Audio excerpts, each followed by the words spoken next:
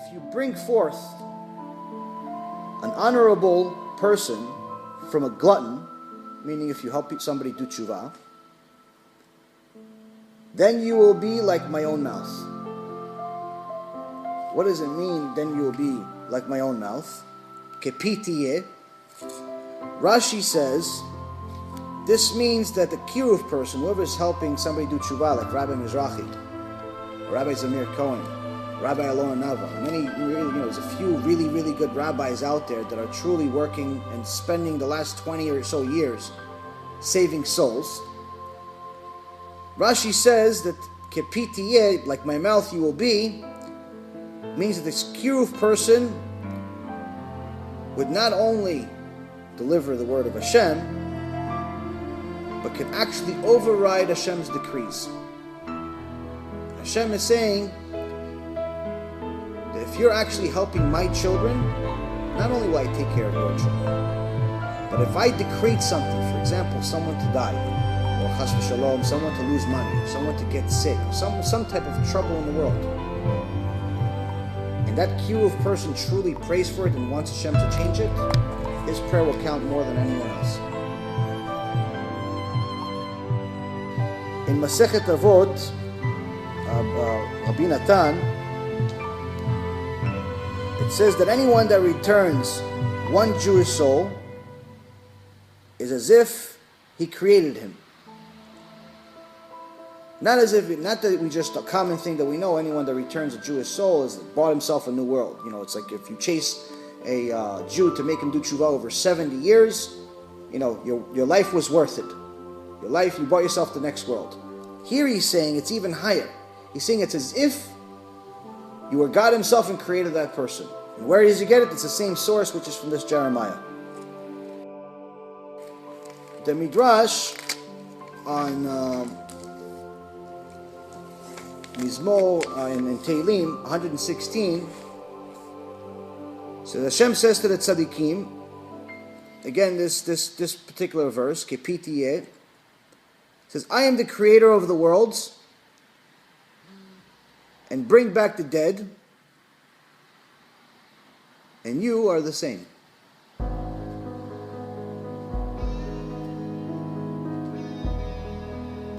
So much so that the Zohar says that if Jews actually knew the magnitude of making someone do tshuva, they would run around in the streets like crazy people just looking for someone to help them do tshuva. They would leave everything and just look for someone to help do tshuva.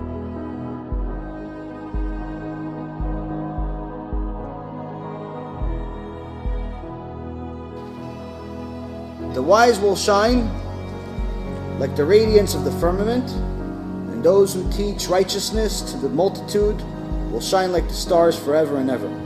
So in essence, the people that learn Torah, which is, Hashem is calling wise, they're going to shine like the sky. They're going to have radiance. They're going to have a good place to be after this world.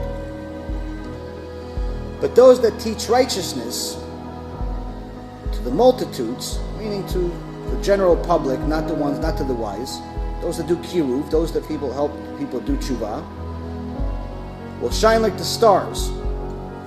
So, one of the midrashim called Sifri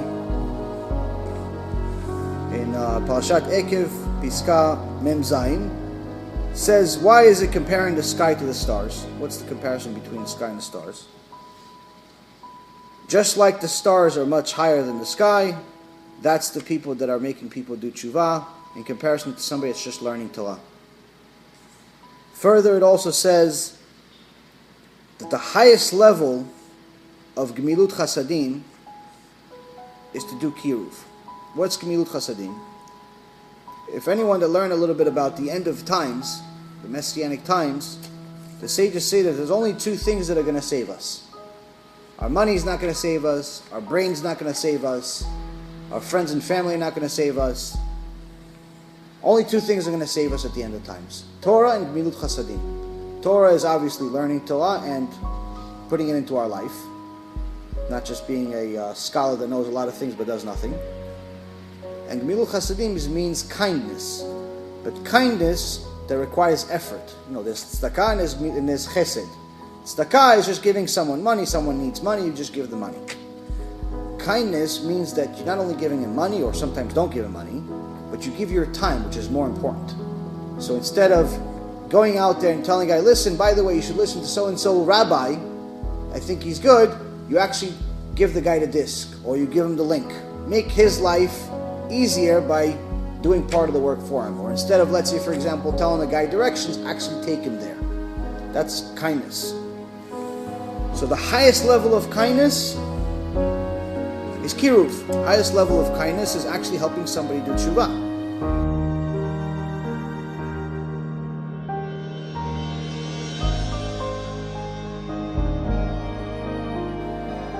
One time there was a Kiruv person that came to Rabbi Ovadia, Yosef Zecher Tzaddik Livracha, to visit him.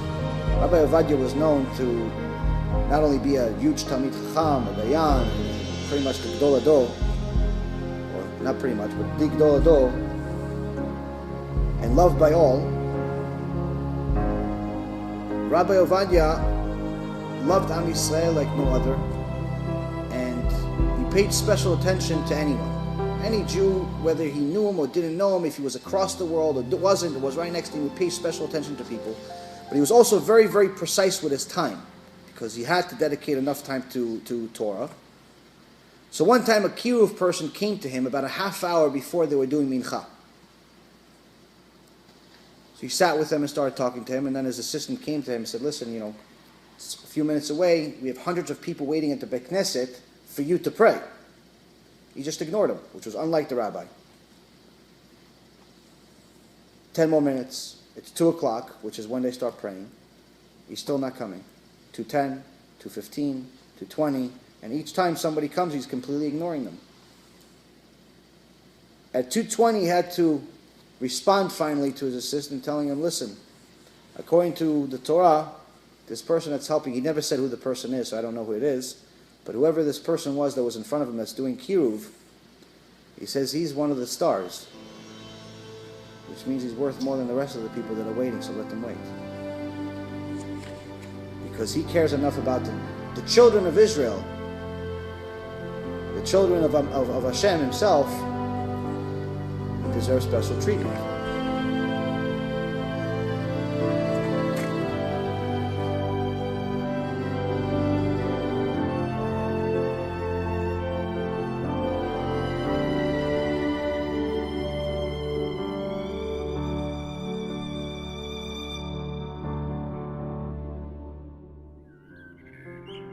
But the good that the sages are telling us that is promised to a righteous person is 310 worlds.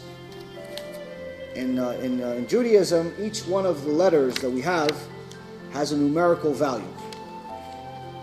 So Aleph has 1, Bet has 2, and so on and so forth. It's called Gimatria. The numerical value of Zikui Arabim, which means benefiting the public or doing Kiruv, is 310. Same thing as the 310 worlds.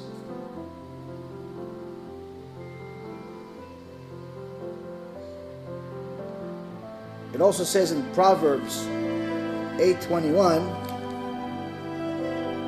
when Hashem is promising us these 310 worlds, this is what it says: I have what to bequeath to those who love me, and I shall fill their storehouses.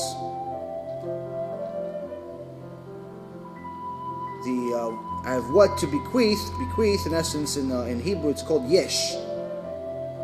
And yesh, the numerical value of yesh is 310.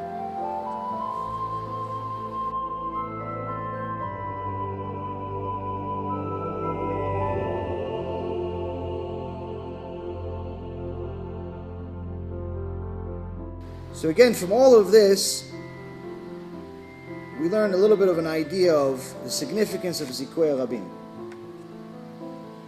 So on one end, why am I even telling you all of this? It's not necessarily for me to toot my own horn, because it's not exactly like I'm a Gdol Ador or anything. But first of all, is to understand that the mentality is still the same. It's still an investment mentality. It's just a bit of an investment. Why is it relevant to you or anyone that's watching? Is because everyone could be a Mizakei Rabim, just in different ways. You don't have to be a Darshan. You don't have to be someone that speaks to Mizakei Rabim, to do Kiruv. If you can't speak, if you have money, contribute money. Buy a few of these discs of people that are actually doing it, and give it to someone that's not keeping anything. Or even if someone that's keeping, but perhaps not enough.